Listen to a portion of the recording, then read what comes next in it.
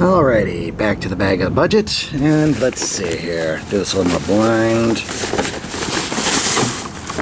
Aha! Grocery gang, powered up fungus fries, putrid power action figure.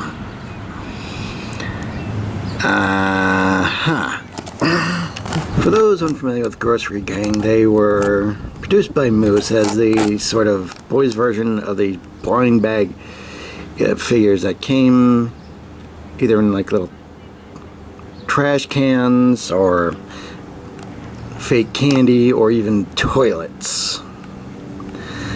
Yeah. Anyway, hard to see why they wouldn't finally start producing those. Anyway, they did have these figures, the Putrid Power. There were all these fellows right here. There was also a little bio that you really didn't care to read anyway. And anyway, this here is a fungus fries with a Grocery Gang original version, or at least a variation thereof, of the actual figures themselves. And let's see now. They had fairly large packaging, as you can see, but really just kind of hollowed, give you the illusion of either quality or play value. Whoop-de-doo. Anyway, let's get this stupid thing open. Don't have the price on these, unfortunately, but I remember them being at like half price at several places because they just were not moving. I think maybe got this at Ross. To make the most sense, since that's where I've seen them recently. Now these basically eraser topper little squishy figures.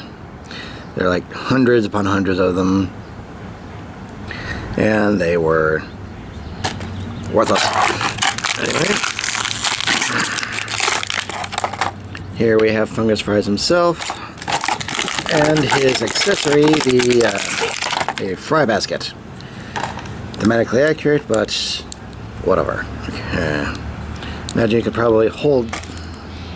Yeah, you can hold that one. So there you go. On that, and let's see. Zoom in here. Geez, no wonder these things didn't sell. Some that small for that look.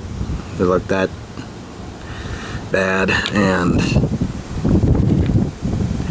yeah, it's kind of easy to see where things kind of went downhill, isn't it?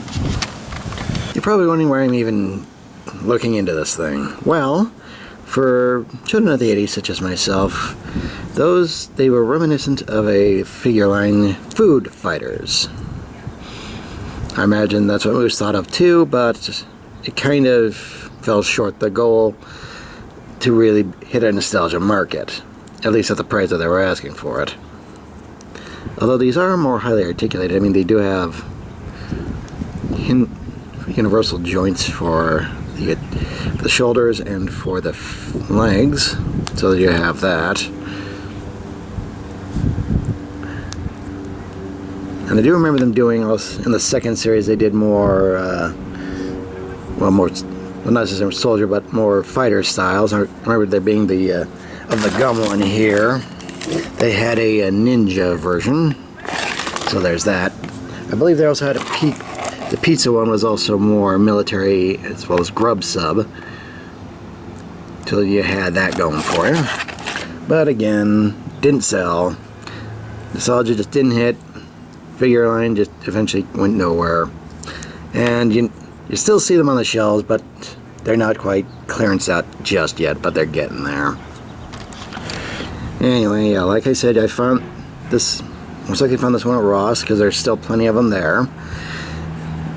You'll probably find a couple yourself if you are so inclined.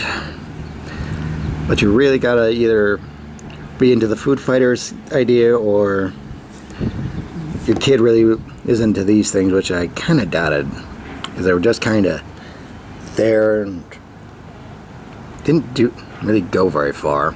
Sure, they had 3 years, but 3 years for a toy line is not that great,